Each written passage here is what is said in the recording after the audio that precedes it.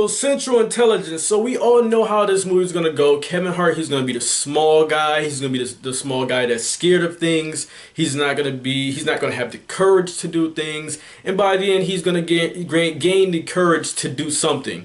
And Dwayne Johnson, it's hard for me to say Dwayne Johnson. I know him as The Rock. We know that he's gonna be a big tough guy that takes all the risk. So we knew at some point Kevin Hart and Dwayne Johnson were going to do a movie in their careers. This movie should have not been their first one. Like, I like both of these guys. I like Kevin Hart. I like Dwayne Johnson. But this movie is just crammed with too many stuff. Too many stuff that's unnecessary. Keep that one in mind. So back in high school, Kevin Hart, he was the popular guy. He got all the awards and everyone knew him. And he was the guy that most likely to succeed.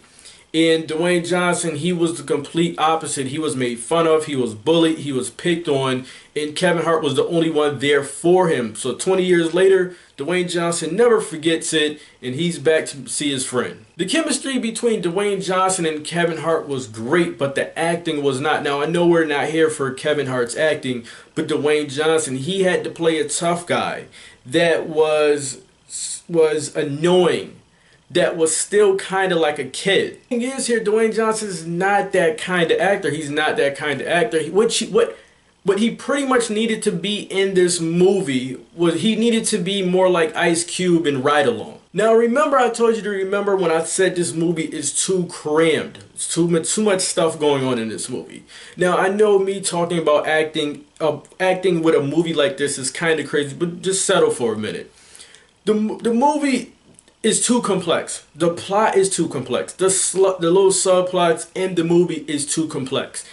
Any movie where Kevin Hart is the leading actor and you have to think about what's going on, we have an issue. The movie tries to take the CIA stuff way too serious, way too serious. It's so many turns, it's so much stuff going on, so much spy and espionage stuff goes on in this movie. Bourne movies can do this, Mission Impossible movies can do this, Bond movies can do this. This movie cannot. Guys, to keep things simple, this movie is really not funny. This movie is really not funny. I'm not sure who wrote it. I don't think Kevin wrote it. It seemed like he only ad-libbed 2 scenes, and those 2 scenes were pretty much the funnier scenes in the movie. I would probably say that this movie is not funnier than Grudge.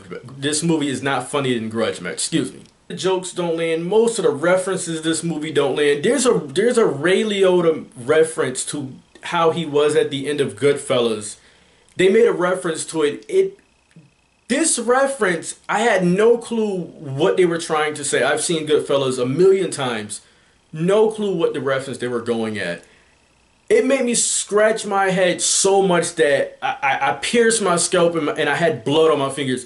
I have no clue what they were going for with that reference. The funniest part in this movie is when the movie ends. Now, that's not me making a joke. I'm serious. The outtakes, kind of like the bloopers of the movie, that was the funniest things in this movie. There was 2 scenes that was funny in this movie.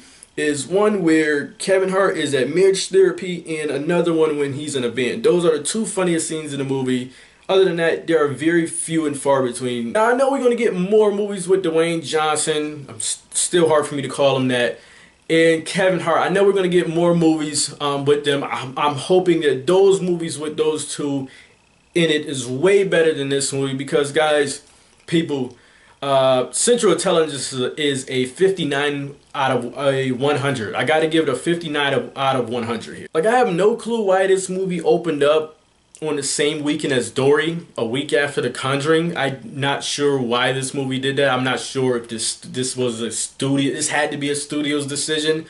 I'm not sure why they did this, but this movie's still gonna make money. But they should have not opened this movie up the same weekend as Dory. So guys, what did you think? Did you see it? Did you not?